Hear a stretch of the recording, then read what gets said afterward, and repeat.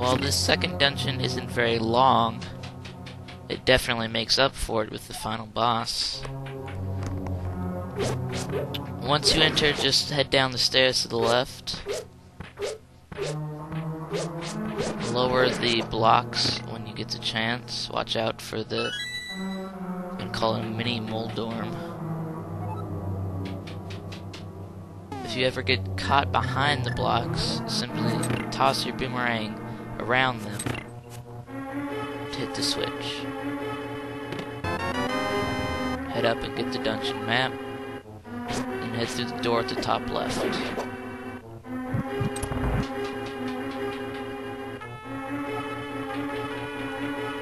This is another one of those flying tile rooms, except this time you have to wait it out.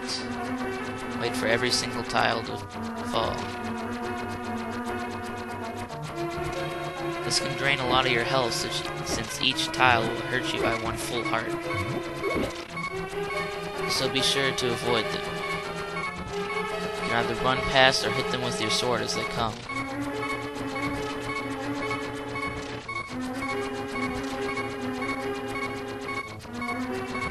There's quite a few of them.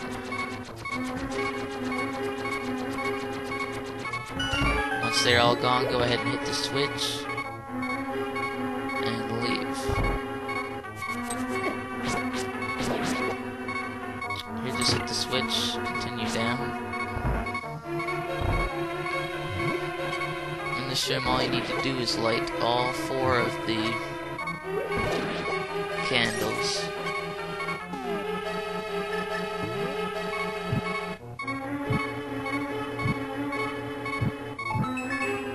And you already have the boss key.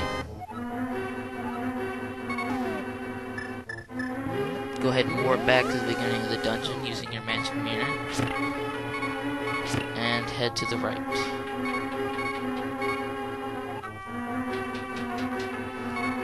These enemies can be pretty annoying. You can either get lucky and knock them in the holes, or hit them a few times. They'll knock you back very far.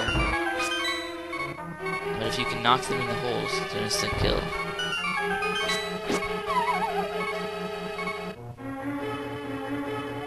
And to note, all the holes in this dungeon you can fall down through a floor in. Every single one will drop you down.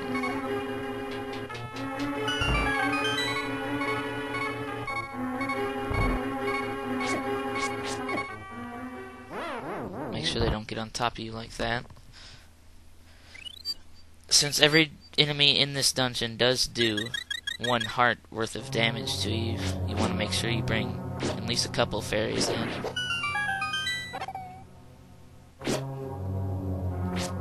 Hit the stars on the floor so you can get past whatever block is down.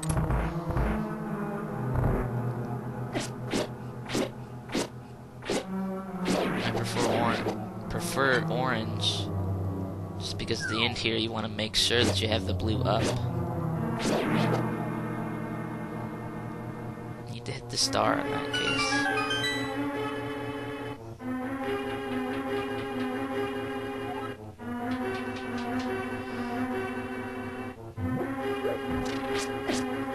Continue down here and watch out for these enemies. They go in a pretty erratic pattern, so they are very hard to avoid.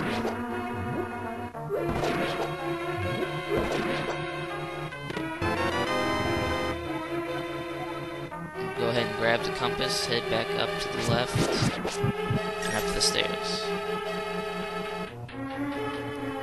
You want to make sure that the holes below that chest look like they did previously. And in here we need to drop down to that chest. All we need to do is press the star on the floor and drop down from the top, one of the top 2 layers there. Otherwise you'll press on the star switch and you won't be able to get the moon pearl. The moon pearl makes it so that you don't turn into a rabbit once you're in the dark world, which is a vital item that you have to have later on. Drop down to this top hole down here. If you want to get some fairies, you go down a few floors.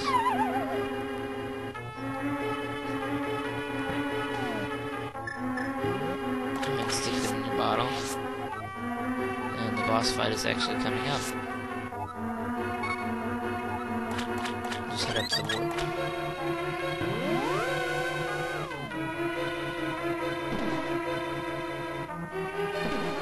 All of those jars will give you a heart, but only once, so just conserve them. And here's the big boss, Moldo. He's probably my least favorite boss of the game. Go ahead and drop down the ledge there to start the battle. He moves in a nearly completely random pattern. And if he hits you, you basically pretty much fall down a couple floors. He's very hard to avoid, and it's mostly just a boss battle of luck mainly. There's no true definite strategy to him. Again, if you fall down at any time, you have to walk back up, and all his health resets. You have to hit him a total of 6 times. And the tail is his only weak spot.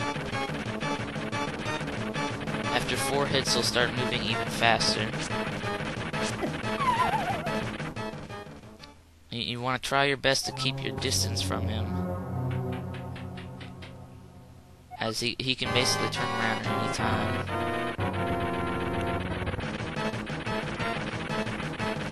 It's very random.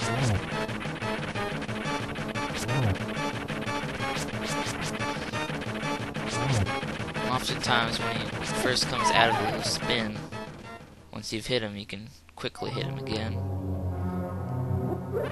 If you need any health, go ahead and grab the jars.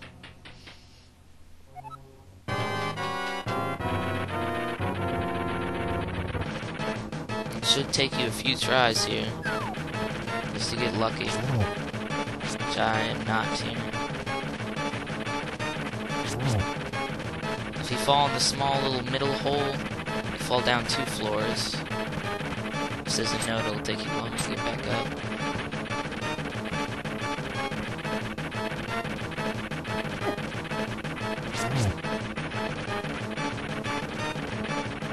A good strategy is to circle around the small hole. Try and get him when he's caught in the left side. He'll kind of bounce around inside there. Again, just play it very safe. Try to keep your distance. Of course, can't hit him through that.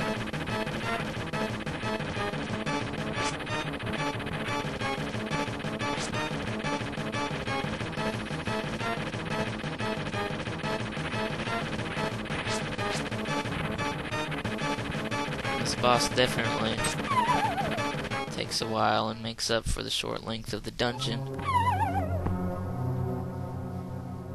Though in my mind, negatively. I don't like him at all.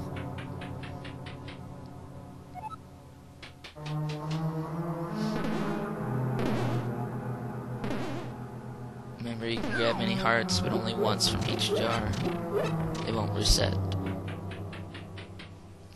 Although that's probably not your biggest concern with this boss.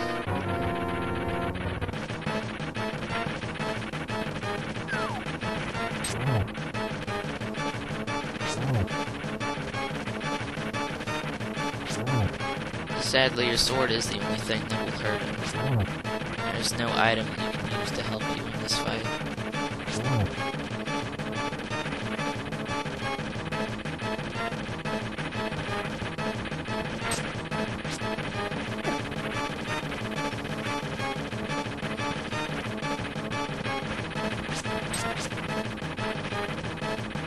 Again, it's best to trap him in the left side. It's much easier to hit through there. And once you finally hit him 6 times, this horrible boss will finally go down. get the Pendant of Power.